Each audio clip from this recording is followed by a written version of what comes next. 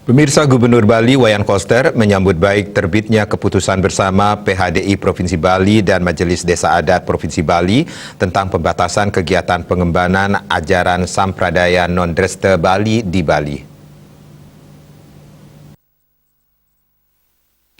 Dalam siaran persnya Kamis 17 Desember, Gubernur mengatakan keputusan bersama ini sangat penting bagi kehidupan Krama Bali, sekaligus menjadi jawaban atas aspirasi dan harapan Krama Bali yang telah muncul sejak lama tanpa ada kepastian jawaban. Munculnya ajaran Sampradaya Non-Dresta Bali di Bali telah menimbulkan kerisauan, kekhawatiran, dan gangguan terhadap tatanan kehidupan beragama Hindu di Bali sesuai dengan Dresta Bali, yaitu adat istiadat, tradisi, seni, budaya, dan kearifan lokal Bali yang merupakan fundamental kehidupan Krama Bali.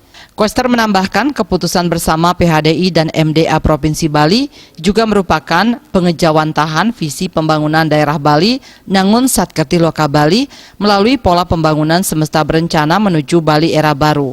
Pihaknya mengaku sangat menghormati dan mendukung terbitnya keputusan bersama tersebut dalam mewujudkan tatanan kehidupan Krama Hindu di Bali yang rukun, damai, dan tertib, yang telah terbangun dan mengakar selama berabad-abad berdasarkan adat istiadat, tradisi, seni, budaya, dan kearifan lokal Bali.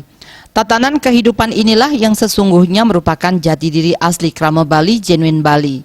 Menurut mantan anggota DPR RI ini, kekuatan aura Taksu Pulau Bali terletak pada kekayaan dan keunikan adat istiadat, tradisi, seni, budaya, dan kearifan lokal Bali yang menyatu menjadi tatanan kehidupan beragama Hindu di Bali.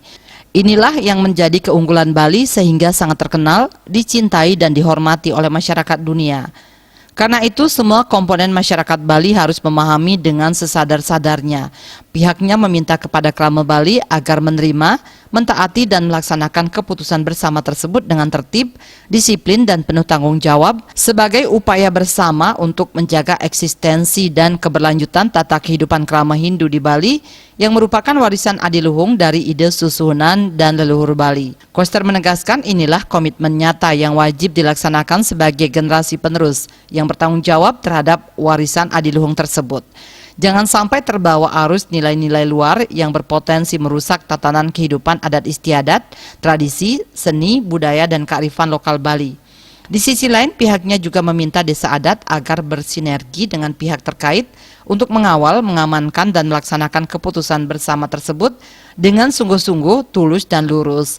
Gubernur juga mengajak semua pihak agar bersatu padu dan solid bergerak dengan penuh semangat guna menghadapi berbagai permasalahan dan tantangan dinamika perkembangan zaman secara lokal, nasional, dan global yang berdampak terhadap masa depan tatanan kehidupan Krama Bali dalam memasuki Bali era baru.